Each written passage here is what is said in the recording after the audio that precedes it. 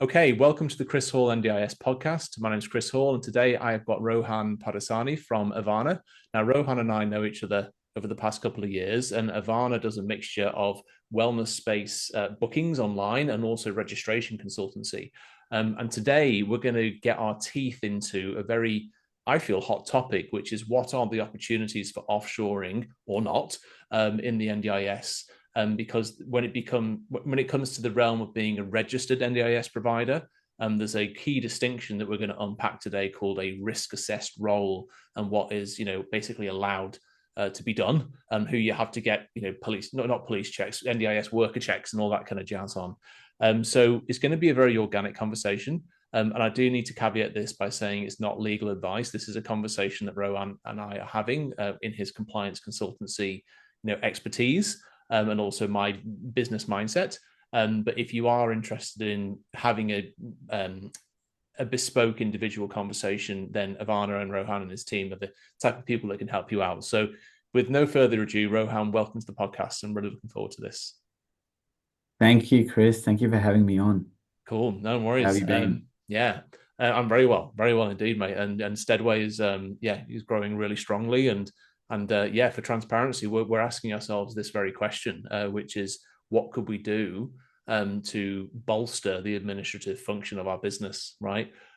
So in the context of that, we've been thinking about whether rostering and general administrational help could be potentially supported, not completely done, but also managerial oversight, but supported by perhaps an offshore team of people. And so, in order to have that discussion, as you know, there's the key concept of a risk assessed role. What does, just for the benefit of the audience and for a reminder, what does a risk assessed role actually mean? Yeah, I think there's obviously the legal definition of what is a risk assessed role. And generally, if you're a registered NDIS provider, your key personnel, so generally your listed ASIC directors, as well as people who hold key personnel roles in your organization, they will be deemed to be risk assessed in a risk assessed role. Similarly, people who actually deliver support, so your support workers, your um, in the case of physiotherapy clinics, your physiotherapists and other allied health workers, the people who are actually doing the delivery of the supports and services will, be in a risk assessed role. I guess the question here, though, is really those back office staff, your administrative staff, in some cases, your reception staff, whether they're offshore or onshore, the people answering the phones, are they in a risk assessed role? And like all great things in the NDIS space, the simple or the two-word answer is it depends. Um, but obviously happy to kind of go into it with you today. Yes, I yes, think exactly. I think any question around administrative staff, whether offshore or onshore, the easiest analogy I like to make, or the simplest one anyway, the starting point is really your local doctor's clinic. Um, Now, the reception staff who greet you and just say, "Hi, how are you?" And the doctor will see you in a minute. In my view, is not necessarily in a risk assessed role, albeit they would be because of the fact that it's face-to-face contact. Mhm. Otherwise, the way they sort of relate to clients, it's very perfunctory, it's very preliminary. It's sort of that example that you can see on the NDIS website, which is it's really limited to saying, "Hi, how are you?" They don't really know anything more about the client or the participant, I should say. Where I see these sort of scenarios go wrong, or in some cases, or most cases, go right, is where there's a very clear position description in relation to what the administrative team member is doing. And the overall test and the thing that all NDIS providers really need to think about, and the one takeaway point, if everyone can remember from today, is the person in the role building a rapport, or do they have the ability to build a rapport with the person with disability? Mhm. And I think that's kind of the guiding light, so to speak. Um, Mm. and that will depend on what the description is Mhm. of the administrative team member's role Mhm. and how that role is being executed. Yes, exactly, and that's fantastic, and spot on. So like, some of the key concepts that I picked up on indeed with the building rapport, whether there's more than incidental contact with, for example, as well, which I want to unpack too. But on the rapport side of things, like as you quite rightly said, it depends, right? So like we're exploring the possibility of a rostering plus administrative, general support role. From the general support back end side of things, that's all pure admin, right? It's all in the back end. It's nothing to do with interaction with the client. So that's a fairly easier case to say, well, that doesn't mean any rapport is being built there. But one idea, which I'd love to kind of unpack around the rapport thing, is that let's imagine you've got a rostering coordinator, right? In my experience, a rostering coordinator could be contacted by either the client or the staff member, right? The support workers. In our view, I would say 90%, if not more, of the phone calls that you get are from the staff. And that's when you get the ring at 6 o'clock. I was being sick overnight. I can't come to my shift today. That kind of stuff. Or the ring. I'm in the middle of the shift. This is going on. What should I do? Or can you extend the shift to 3 o'clock? We need to go to the GP still. All that stuff. Very straightforward rostering administrational things. 90% from the staff. And so I would say, and again, I want to hear your opinion on this, is that when it comes to support worker staff interacting with that offshore person, I think that that's okay because that's nothing to do with building rapport with the person with disability. And then the secondary thing I say is that if your position description was to say, hey, if the offshore person gets a phone call from the client, i.e., the NDIS participant, then they can answer the phone call. But what they should do is, thank you, no problem at all. Let me put you through to the manager now, or let me arrange for the manager to call you back. Because I would argue that that's classic call center, just the same like a receptionist at the doctor's surgery. There's no rapport building happening. What do you think about that idea there? About role designing it so that they literally don't have a chance to build rapport with the person with disability. Yeah, 100%. I think that's the correct way to approach it.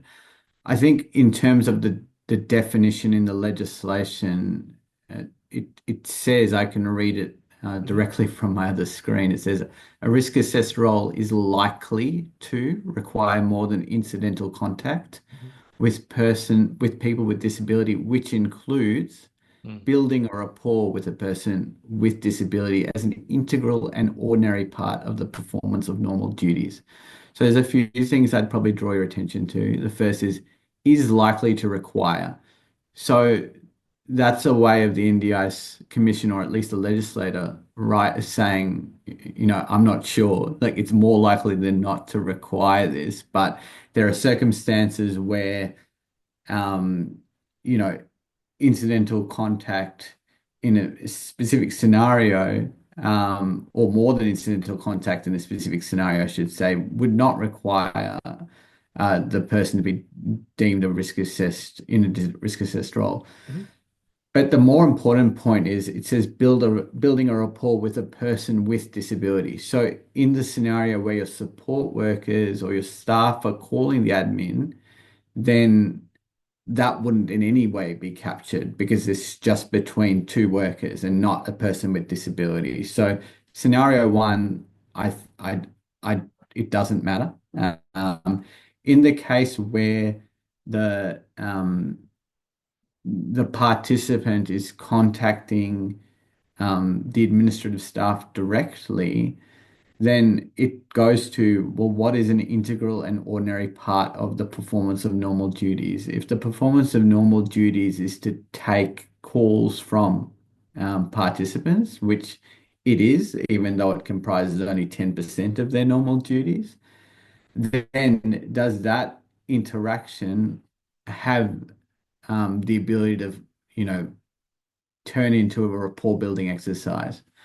When I think of rapport, though, I think of a number of points of contact, right? Like if I'm building a rapport with Chris, I don't just check in with him once a year. Like I need to be talking to him at a on a periodic basis. So if the same person is calling on a weekly basis to reschedule their appointment, and as a result, a rapport is built because the person on the other end is saying, "Hi, how are you? You know, last week you told me that you were going to go visit, a relative. How did that go?" Then that's where I feel you can start to get into trouble. But if you're quite clear with your administrative staff that it's not your job to do anything except to direct the caller to the correct point of contact, then I think that's reasonable. Okay, and thank you. That's a very relevant and astute point. Thank you. Right, so that comes down to position description and the way that you train your staff. If I can just layer on one additional thing to that, I think because you were reading from the legislation directly, which is so relevant. For those watching on YouTube, I'm just bringing up a screenshot of the NDIS Commission here, and it says they're likely to require more than incidental contact, and it's got an asterisk. And just to add on to what you said, it says, well, what is contact? Contact can be physical, so it's not that. Okay, so it's not physical. It's not face to face, but it is oral. If we're speaking on the phone, written or electronic communication. So that those are things that again we're sort of unpacking here because you're picking up the phone. That person equally, maybe in theory, could some participants might say, "Can you let me know? You know what we don't really email them. Like usually it'd either be a phone call or a text message, right? That's the more common thing when we're interacting with the clients. So yeah, but I suppose that could be considered electronic communication, couldn't it? See what I mean? Like you are doing oral, written. Actually, you know what? Written or electronic is a text or email. So I think that kind of definition of contact, it is indeed contact, though, isn't it? What do you think of that part? Yeah, well, everything is contact, but I think the Mm, the the more interesting issue, and you mm, can be conservative or you could be not as conservative, I should say, in relation to your interpretation yes. of what is likely to require more than incidental contact. Right. So it's written that way because it depends, which was the initial answer I gave. It all depends. Now, what does that practically mean Mm, for the people on YouTube and the people that are listening mm, is that whatever position you take, it should be defensible, right? And you yeah. should have a framework Mhm. written down, whether in policies, procedures, or processes, which defends the way that you have approached the issue. Yes. So that's why in a position description for your administrative assistant, you're actually documenting that framework or that decision tree, if you will. Yes. And that's why it's just really important in relation to whatever decision you make.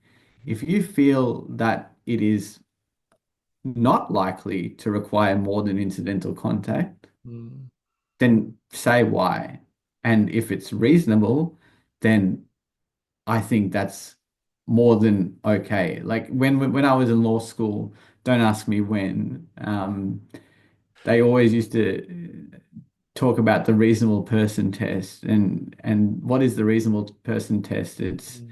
what does the person on the Elizabeth Street tram think of the issue? Yep. And I think if business owners can sort of take that business judgment Mhm. into considerations in relation to these issues, Mhm. then that's more than, fits the bill from my perspective. Yeah, exactly. Um, right. Yeah, exactly. Because, and again, just to jump very briefly back to the whole rapport building thing in your training, in your position description, you can make that very explicit. So if I was to answer the phone, hello, this is Steadway, I'm not even saying my name, right? And that might be part of the training, right? So you don't even get to know it's Rohan or Chris, right? And indeed, as part of the training, don't even ask or refer to the things of last week or whatever else. It's kind of classic call center stuff, essentially. That's right. Yeah. Um, and that way you really can't go wrong in my view. Yeah. Yeah. So Okay. All right. So I'm feeling more comfortable on the rapport thing, but again, just to latch back onto the more than incidental contact. So you're describing the reasonable. That's sometimes the same as the pub test, isn't it? Does it pass the pub test? mm, And This is a thought out loud. We, for example, in our phone call system, it's digitized, right? It's a VoIP system, so I can actually go there and run call reports, right? So I could actually, for the last 12 months, statistically do an analysis that says, out of all the, do you know what? Let's make a distinction of inbound versus outbound phone calls, because outbound phone calls to a client will never be done by this person because that's management, right? That's the point. So you could run an analysis. That's also a distinction, isn't it? So you could do a way of defending the position is saying role design is no outbound phone calls to clients will be made by this person. Tick. The next defense position is that you basically say, well, we have analyzed all of our 10,000 phone calls inbound over the last 12 months, and we can confirm that out of all of those phone calls, 3.5% are from NDIS participants versus staff. Would that be a way of demonstrating that? Does that make sense? Because we can show the yeah, statistics I think tiny or something like that. 100%. At the end of the day, you should always be thinking about how do I build up my evidentiary basis, Yes. for compliance and Mm. in case anything goes wrong. The Mm. other rule I think it wasn't law school, but maybe first law firm job was CYA, which is cover your ass. So make sure that you have documented, especially for issues where there is likely to be some line of inquiry or Mm-hmm. could be a line of inquiry as to why you have made certain decisions. Mm-hmm. Um, and whether that's in your minutes of meeting where you're Mm-hmm. discussing it with your other key personnel, whether, like we said, it was in the position description. In relation to, the statistical analysis, it's less about the way I thought you were going to approach that was you were going to do analysis of 10,000 calls, and I can confirm that 97% of them were less than 1 minute because that meant that it was Okay. unlikely or highly unlikely for someone to build a rapport in less than 1 minute call. It was really just going to be functionary. So even in the case of outbound calls, say your admin assistant was calling and saying, I'm just confirming that your appointment with such and such support worker has been changed from 2 p.m. to 3 p.m. That's the extent of the call, right? There's no building of a rapport. So with a lot of these measures and a lot of these tests, you really want to be qualitatively focused in relation to as opposed to quantitatively focused. So is there the ability to actually build a rapport? Mm. And what analysis am I doing to make confirm that, in fact that this is not occurring? Love it. Love it. That's a great distinction as well. You're right. The duration. So duration, and so is it useful nevertheless to build indeed a framework of a mixture of qualitative and quantitative? Because if you could Yeah, quantify, 100%. yeah, Yeah. that's really interesting. Um, right. It's a bit of a matrix to kind of go into. So job descriptions, analyzing the actual operations of your business and the reality of things, as well as the relative role to your management team and outbound versus inbound calls. That's one thing. But then I guess the next level of things is the other documents that you might do, right? So would it be reasonable because you are a provider? Providers are obliged to do risk assessments in all various forms, right? So would it be wise to do a risk assessment with basically you could demonstrate, I feel, all of the things we're talking about with this is the factor, this is how it could happen, what would be the impact? Is this considered? Like you could line things out like we're doing now and say, does this meet the definition of this exact component of risk assess role? Would it be useful to do a risk assessment? I guess that's my question. Like, let's not give the auditors any good ideas here, Chris, but yes, it would be an excellent idea. So when I think about risk assessments, at least when they are, this is sort of slightly different. When you use the terminology risk assessment, you're usually thinking about risk assessment with regards to the delivery of supports and services. So the risk assessment is centered around the participant. So you would do a risk assessment with respect to the delivery of supports. You do a work health and safety risk assessment of their home. Um, I think what we're talking about here is really centers around your human resources management policy and the processes around induction, training, and importantly, supervision and incidents, right? So supervision is twofold. It's supervision or training, I should say, is teaching someone how to do the job correctly in accordance with the position description and the human resources management policy, which has been approved and or written by the key personnel. And then the second aspect is okay, over time supervising to make sure that it's happening correctly and if there's any issues, sort of getting to the bottom of them. And then thirdly is responding to complaints and incidents and understanding the weak points in your system Mhm. and then having a continuous improvement mindset to actually improve it. Nice. Nice. That's really interesting. So then, right. So what I'm here. So in my mind, you got a Word document that's got a policy, right? Or it could be part of your broader HR policy. That's one other way of doing it. And then indeed, to make it practical, say at induction, when I'd have new support worker induction, I've got a PowerPoint for that. It's 30 slides long and it's very specific and it's very comprehensive and it passes audit with flying colors because it's bloody good. So I reckon you could probably, as you could have the similar thing for your offshore team, saying, "Hey, when you're working with sensitive data at our company, we have to take you through these following distinctions." And you could see you got the PowerPoint. You could do a recording on MS Teams to kind of put that on file of the training, and you put that on the training register, right? It's all the kind of stuff that you do anyway as a registered provider, right? So that's lots of tick, Correct. tick, tick. And it makes it more pragmatic, doesn't it, to be able to follow through that. And then the supervision bit is whatever your methodology is for doing supervisions, right? It could be, it could be a Word document that you fill in. It could be that we've got a wonderful rostering tool called Izango, for example, and we've got against each staff profile, you can do what are called staff notes, right? So it's a very nice, clean way of just saying, today we had a conversation, we talked about some feedback of this, enter. And then it's like Chris Hall had a conversation with Rohan as a colleague, timestamp on this date. Like that's a fairly straightforward way, but it's very useful, isn't it? Because they're demonstrating, That's right. yeah, Yeah. supervision. Um, so again, I know I'm just kind of I'm expanding on what you're saying, but is that again demonstrating the right track? Yeah, I would say that is sort of close to best practice. Like that, you're Yeah. definitely on more than the right track. I think really that's kind of should be the standard. Yes. I think if you can document or if you can evolve your position descriptions, Mhm. and if you can, a lot of NDIS providers have what's called a risk assessed role register, where they, state if someone is in a risk assessed role and the reasons why. Yep. Equally, you can say, use the risk assessed role register to say why certain people are not in a risk assessed role and document the reason in that register as to why they are not.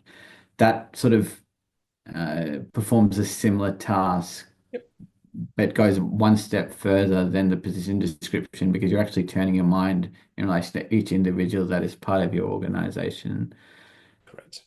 Correct. Exactly right. So if you have all the things we talked about, position description, training PowerPoint, an induction recording, supervisions, like those are 4 documents, right? So in that risk assess role register, you would have, position description ABC, offshore, non-risk assess role, reasons are reference to ABCD, right? And then you can Correct. go there and see the evidence.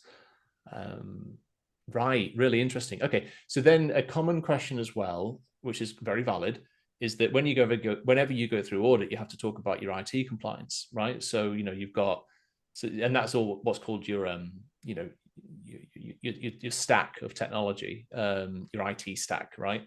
And all that means is like, for example, are you a Google company or a Microsoft Teams company? And can you demonstrate that that's all secure? And if you're using SharePoint or Google Drive, that it's secure. So that's like, one way that you demonstrate that. Another way could be your rostering system. So we use Zango. So they call that start and it's on an Australian server. And, it's, you can demonstrate that to the auditor. Like we have secure data in the way we do things. And, we don't even use paper. We're fully digitized. So, yeah, and we have passwords and cryptography and two-factor authorization. I'm just describing IT security stuff, right? Sure. So then let me go further down the rabbit hole. If you've got someone that's offshore, tell me, like, is this just a whole different parallel thing where you just have to equally demonstrate that you're doing everything I just said? Or does that relate to the risk assess role conversation? Does that make sense? Is it like a different subject, or is it related and we have to demonstrate it? In my view, it's related, Okay. and it's related really based on uh, user permissions. So to dumb that, well, to summarize user permissions is what permissions does your administrative staff have to each of the software and systems that you just described before? So do your administrative staff have the ability to see sensitive and or personal information of an NDIS participant on Mm-hmm. your tech stack? Mm-hmm. Because if they do, Mm-hmm. then you need to think about qualitatively every time they talk to an NDIS participant where they have this layer of access, it's less likely to be incidental contact. Or there's an argument that could be made because they have this background Mm-hmm. in relation to their personal information, some of which might qualify as sensitive information. Mm-hmm. As a result of their access to a system, they're likely to build a rapport with that participant based on something they've read is higher, right? So whether they do that or not is indirectly, or sorry, not indirectly, it's directly related to their level of access in the system. I'm not Gosh, sure if that's that such a good makes point. sense. It does. I want to go further down the rabbit hole. That's really interesting.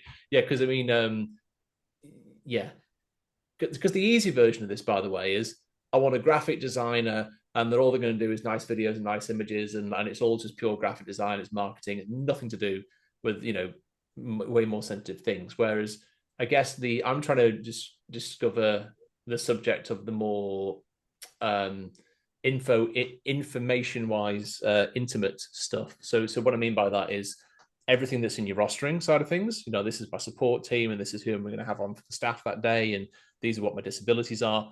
And then, for example, we use Microsoft SharePoint, and we got a SharePoint that we call the participant SharePoint. And inside of that, it will have, maybe their NDIS plan. It could have, it definitely has their support plan, which is like a 20, 30 page document that's incredibly detailed. And yes, very much.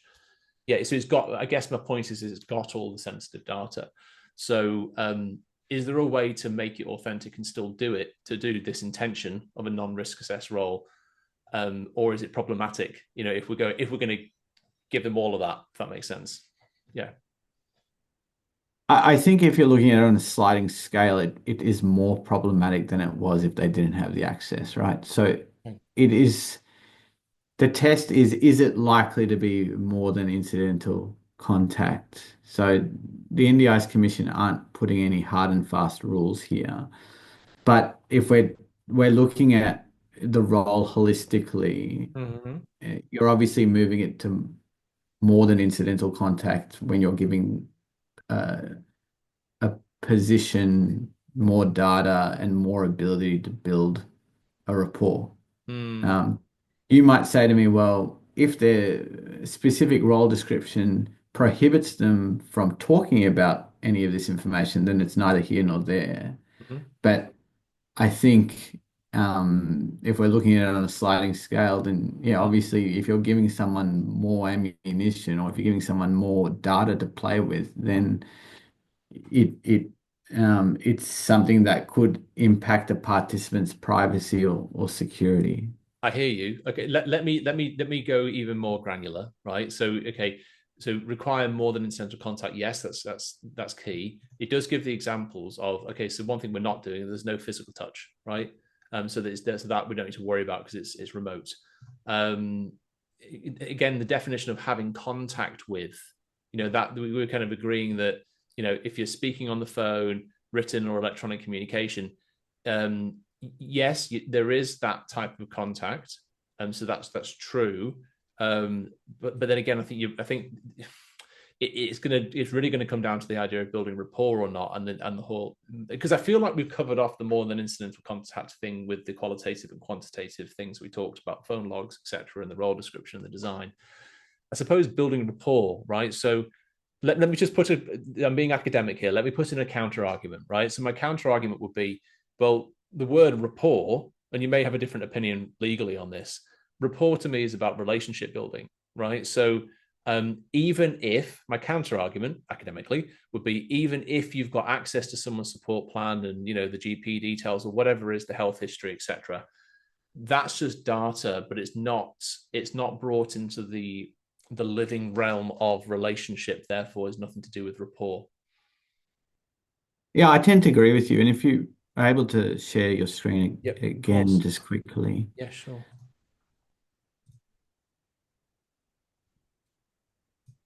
From a business owner's perspective or from a key person's perspective, Mm. you are given the legislation does defend you from the perspective of the last part of um, the dot point where it says as an integral and ordinary part of the performance of normal duties. So if your position description is quite clear that it is not an ordinary part of the performance of your normal Ah. duties to build a rapport, then I feel like that is to your advantage. Because if you're Mm. setting a standard which is reasonable and that standard says that these are your tasks, anything out of it is not, and especially building a rapport is not an integral and ordinary part of the performance of normal duties. Mm. As a business owner, there's not much more I can really do, Yep. right? Other than supervising and these other sort of compliance checks and internal audit checks to make sure that that Mm. continues to be the case. Correct, very much so. And again, there's a clear contrast as well. So, like, let's go onshore for a second. If I'm the business owner, I'm the general manager, I'm the team leader, I'm the support worker, all of those human beings are building rapport because I go and do the initial intake. I'd go and do the training of the support plan. I go and do the actual shift. Those are human relationship things. And they are indeed integral to the ordinary performance of the duty because that's what that duty is expected of the onshore staff. It's a relationship business. Um, okay, cool. All right. Very interesting. Very interesting. So, okay. So what we're saying here is that when it comes to the data and everything else, yeah, we're acknowledging the sliding scale, and it comes down to your opening statement. It depends, right? You really have to think this through if you're going to consider doing it, basically. You have to think it through with respect to what you want Mm. the offshore resource to do for your business. Mm. And it might be that we can go, in my view, I think you're taking quite a conservative view. I think you could probably give your administrative and offshore tasks more things to do and not tip the scales. Mm-hmm. But you always need to think about like what is, what would a reasonable person think? Mm-hmm. And I'm a business owner and I have to make business judgments in relation to the cost of hiring Australian staff to do a similar role. I Mm-hmm. have to make I have to be able to provide a high quality service within the constraints of the NDIS price guide. I have certain goals and KPIs that I'm trying to achieve with my business Mm-hmm. and I need to be compliant, Yep. right? And compliance is its own cost. Mm-hmm. Um, so if you are making reasonable business judgments, Mm-hmm.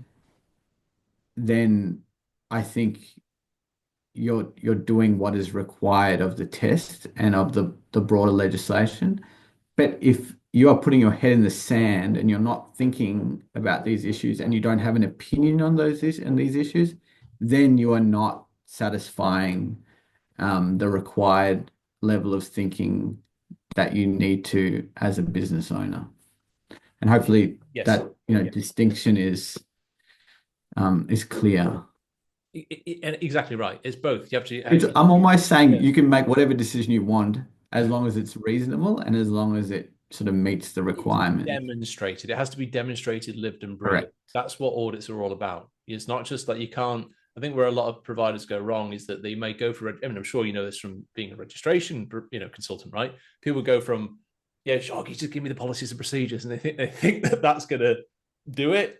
It ain't that. You got to Mhm. live, breathe it, demonstrate. The registers are filled in, and that you're living the ethos. And it's not just about compliance; it's about truly ethics and doing things right in your culture. Um, Yeah, like I think, when it comes to policies,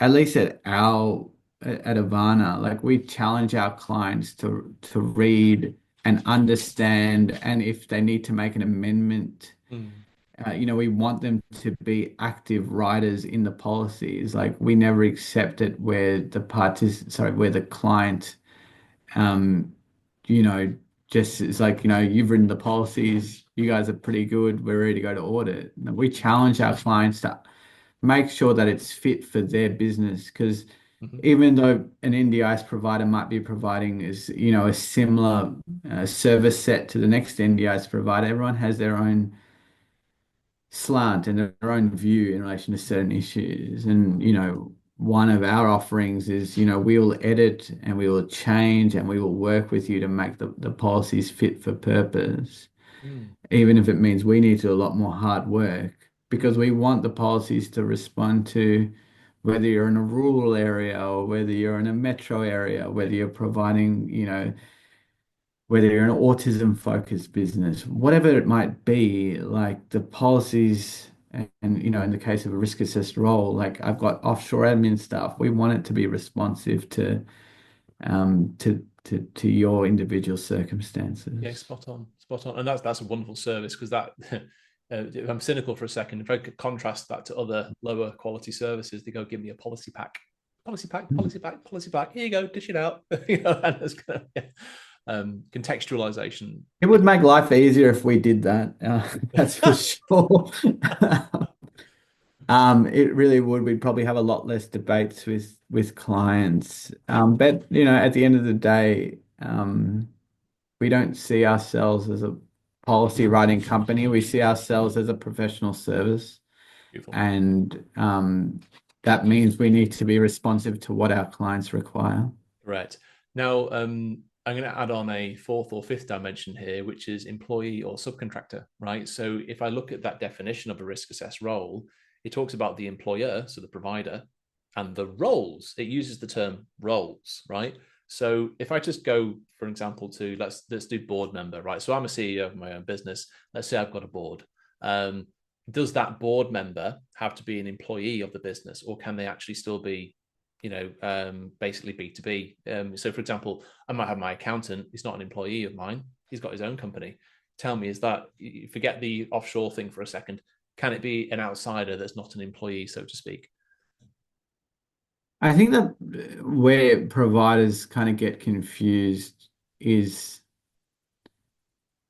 the wrong word, but Yeah, where what I don't think providers appreciate is that they're ultimately responsible regardless, I right? get Whether that. it's a True. subcontractor, whether it's an employee, whether it's a contractor, um, it doesn't matter because you're on the hook either way or Mm-hmm. anyway. So you need to make sure that you're confident in your induction, in your pre-employment checks, in your reference checks, that you have got the right people. Now, what does that mean? It means that it doesn't matter if it's a subcontractor or, employee or otherwise, your obligations are the same, Okay. vis-a-vis NDIS participants and vis-a-vis the commission. What does matter is how you treat them and how you get to that place of comfort, uh, rather. But it could be your accountant who is helping you out on a fractional or part-time basis to fill in a specific role. Mm-hmm. But if they don't do a good job, it doesn't matter if they're an employee or a subcontractor, or they're providing an indemnity to you for any loss that might be occasioned as a result of the performance of their duties. Yep. The NDIS commission is coming after you. They're not coming after the contractor. Correct. Okay. Okay. So to put, and please correct me if I'm wrong. So you're on the hook, but it doesn't have to be an employee. It could be another company, for example. Yeah, putting it simply. Correct. Okay. Okay. So then, because again, for I'm trying to add value for all providers listening to this, right? So if you're considering the offshore thing, it's probably likely, at a guess, that I doubt you're ever going to have an employee, direct relationship, but you may well have a subcontracting one. Yeah, so if it's a subcontracting role, right? So I just doubt that a provider in Australia would say to someone in Manila or wherever, like, "Hey, here's an employment contract." It's more than likely that you've got a company that's approaching you, right? And it doesn't matter if they're an Australian company or they could be an offshore company, charging you in US dollars or whatever. It's essentially a subcontracting relationship most of the time, I would imagine. So I know we've just established what we just said, that they don't have to be an employee, they could be a subcontractor. But if we just throw this into the conversation here with the offshore question, is it still okay to do it? Can you have that? We get that we're on the hook as the provider. We get that we have to do, secure IT. We're making a framework where we're demonstrating it's not a risk assessed role. So yeah, in the context of offshore, is it okay to have basically a subcontractor? Yeah, I don't see any issue with it. Like the same thing happens with respect to sort of independent support workers who might contract to a number of provider organizations and deliver supports, which is quite common. Uh-huh. The only difference is that this is offshore and that there's an intermediary. As long as you're kind of treating the staff as effectively your own in the sense of the way you conduct inductions and the way you do checks and different things. The one thing we haven't talked about is, okay, if I don't need an NDIS worker screening check, should I still be requesting an international police check, for example? Let's go down there. Exactly right, because that's the implication that we need to talk about. Yeah, because if it's risk assessed, it means NDIS, worker check. You literally can't do that if you're overseas, because you can't go to Service New South Wales and handing your passport, right? So what can you do? So yeah, let's go there. I think that to me sounds reasonable, to get an international police check, because at least you're demonstrating diligence, aren't you?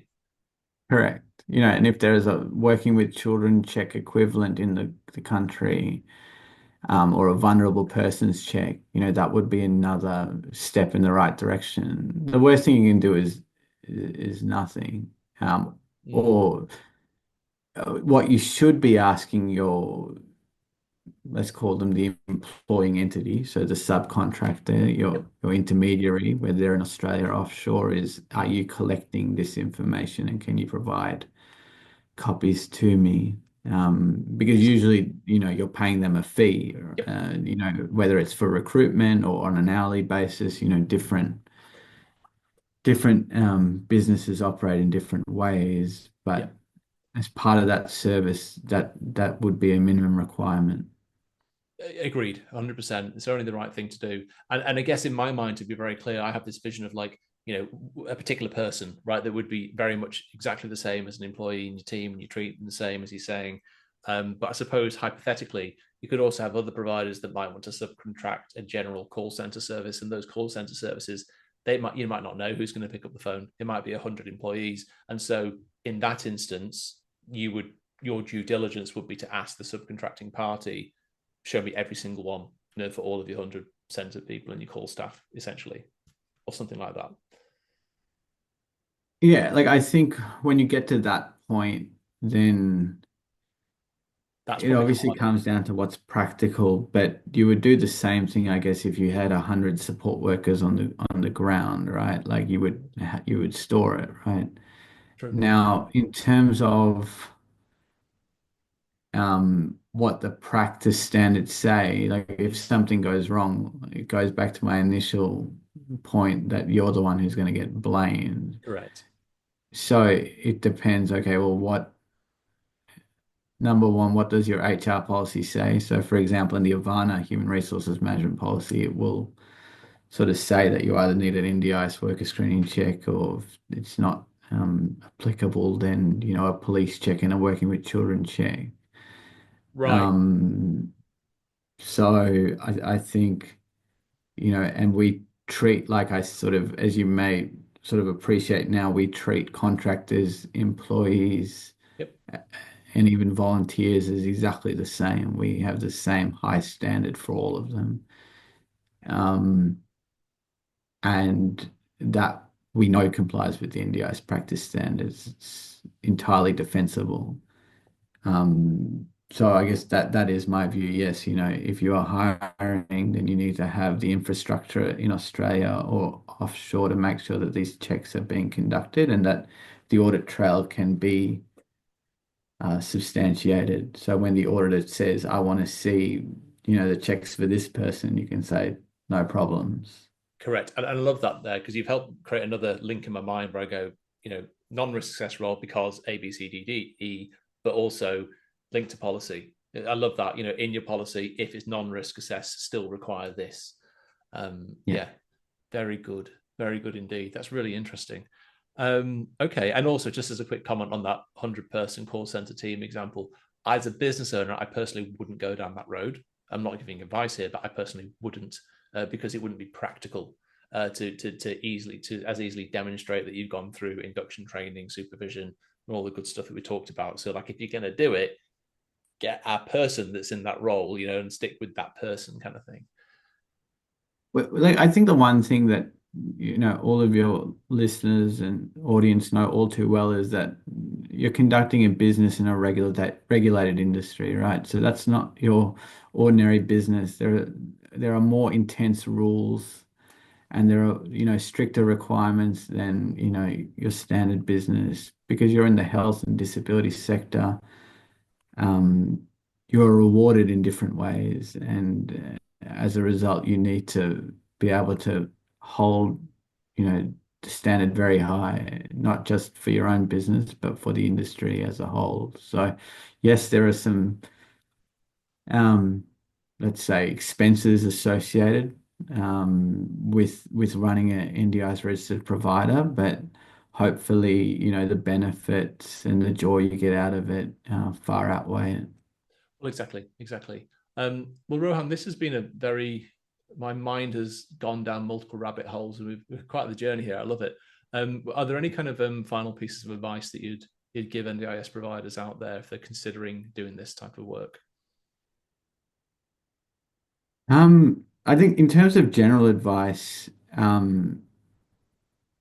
I'd probably try to um, at least turn my mind to these issues and in your own head be comfortable that you've got a considered view in relation to the issue at hand, or whether it's about risk assessed role, whether it's about offshoring and onshoring to make sure it's suitable in relation to how you want to provide service. So if your business is if you run a business where you want every contact to be really in depth, so if you want the person picking up the phone to know just as much about the participant as the person actually delivering the support, then offshoring might not be for you. But there'll be other benefits to having that sort of, strategy. It might be because participants love every interaction with your business. So it depends. But you need to be able to risk the pros and cons and be comfortable with your decision. And obviously, there are organizations like Avaana which are here to help. Exactly right, and I couldn't recommend them enough. I think Avaana's a wonderful team that can do so. So, look, brilliant. I thoroughly enjoyed the conversation today. I'll wrap it up now, just because I always like to try and keep these to 60 minutes, sort of thing. But Rohan, what I'll do is I'll put the link to Avaana in the show notes below for anyone that's interested in either getting registered or becoming part of this conversation on these types of topics. But thank you very much for your insight. It's been I love the wisdom and the astuteness of we've been willing to go down into the definitions of singular words, which is exactly what you need to do here, isn't it? Well, that's part of being part of a regulated industry. So, Yeah, like I said, a lot of fun and games, but you need to be able to get it right correct. because if you don't, then the consequences can be dire. So, Exactly. Exactly. And we're dealing with vulnerable people here, so we want to do it right. I'm very passionate about doing things ethically, for the right reasons too. So look, thank you everyone for tuning in today. If you joined the episode, please like, share, comment, all that kind of good stuff. My name's Chris Hall, your host, and this is the Chris Hall NDIS podcast, and we've had Rohan Pardasani from Avaana here today. So thank you again, Rohan, and I hope everyone has a great day. Cheers, everyone. thank you, Chris.